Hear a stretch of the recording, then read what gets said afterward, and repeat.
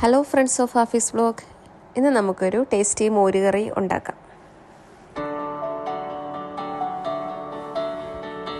മോരുകറി ഉണ്ടാക്കാൻ ആവശ്യമായ സാധനങ്ങൾ: ചെറിയ 2 കുഞ്ഞുള്ളി, പച്ചമുളക്, കുറച്ച് ഉലുവ, നല്ല ജീരകം, വറ്റൽമുളക്, കുഞ്ഞുള്ളി അരിഞ്ഞത്, കറിവേപ്പില, ഇതുകൂടാതെ ചെറിയ കഷ്ണം വെളുത്തുള്ളി, തേങ്ങ, തൈര്. ഇത്ര സാധനങ്ങളാണ് മോരുകറി ഉണ്ടാക്കാൻ വേണ്ടി. ആദ്യം തന്നെ നമ്മൾ തേങ്ങ അരയ്ക്കുകയാണ്. തേങ്ങ അരയ്ക്കുമ്പോൾ നമുക്ക് എത്രയാണോ മോരുകറി അതിനാവശ്യമായ തേങ്ങ, ഞാനിപ്പോൾ ഒരു പിടി തേങ്ങ അതിൽ എടുത്തിട്ടുണ്ട്. അതിലേക്ക് ഒരു ചെറിയ കഷ്ണം വെളുത്തുള്ളി, ഒരു 1/4 സ്പൂൺ നല്ല ജീരകം, ചെറിയ ഒരു സ്പൂൺ, ഒരു 5-6 ഉലുവ ഇടുക. ഒരു പ്രത്യേക ടേസ്റ്റ് ആയിരിക്കും കേട്ടോ, നിങ്ങൾ എന്തായാലും ട്രൈ ചെയ്യണം.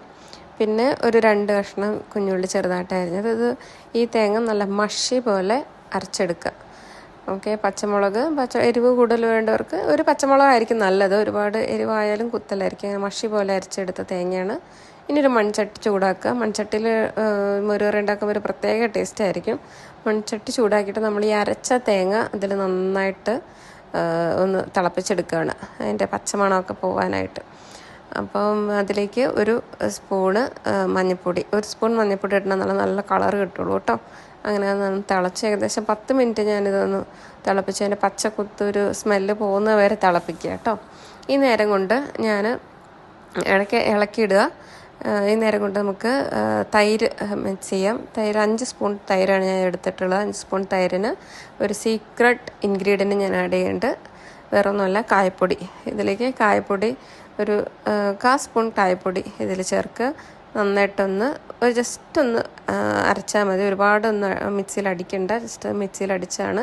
എന്നിട്ട് തീ ഓഫ് ചെയ്തിട്ട് ഞാൻ ഈ മോരുകറിയിലേക്ക് ആഡ് ചെയ്യുക. അല്ലെങ്കിൽ ഒരു ചെറിയ തീയിൽ ജസ്റ്റ് ഒന്ന് ആഡ് ചെയ്തിട്ട് ഓഫ് ചെയ്താൽ മതി. ഇനി നമുക്ക് കടുക് താളിക്കുകയാണ്. അതിന് വെളിച്ചെണ്ണ ചൂടാക്കിയിട്ടുണ്ട്. ചൂടായ വെളിച്ചെണ്ണയിൽ കടുകിടുക. കടുക് പൊട്ടി വരുമ്പോൾ ഒരു 1/4 സ്പൂണ് ഉലുവയും കൂടെ ആഡ് ചെയ്യുക. ഉലുവ എന്തായാലും നിങ്ങൾ ആഡ് ചെയ്യണം, അത് മിസ്സാക്കരുത്. പിന്നെ നമ്മൾ കുഞ്ഞുള്ളി അരിഞ്ഞത്, കറിവേപ്പില, വറ്റൽമുളക്, ഇതെല്ലാം കൂടെ ആഡ് ചെയ്ത് മൂപ്പിക്കുകയാണ്. ഇത് ഒന്ന് ബ്രൗൺ കളറായി വരുമ്പം നമ്മൾ ആദ്യം അരച്ച് വെച്ച അരപ്പിലേക്ക് ഇത് ചേർക്കുക. പിന്നെ നമ്മൾ ഈ ഗ്യാസ് ഓഫാക്കിയിട്ട് വേണം മുളക് പൊടി ചേർക്കാൻ കേട്ടോ. ഗ്യാസ് ഓണാക്കിയിട്ട് മുളക് പൊടി ചേർത്താൽ കരിച്ചോ വരും. എന്നിട്ട് ഈ അരപ്പിലേക്ക് ചേർക്കുകയാണ്. ഇതാ നമ്മുടെ മോരുകറി റെഡി. എന്തൊരു സിമ്പിളാണ് നോക്ക്. ഈസി ആൻഡ് ടേസ്റ്റി മോരുകറി. ഓണത്തിനൊക്കെ ഇതെല്ലാവരും നിങ്ങൾ ട്രൈ ചെയ്യണം. അപ്പോൾ താങ്ക് യു.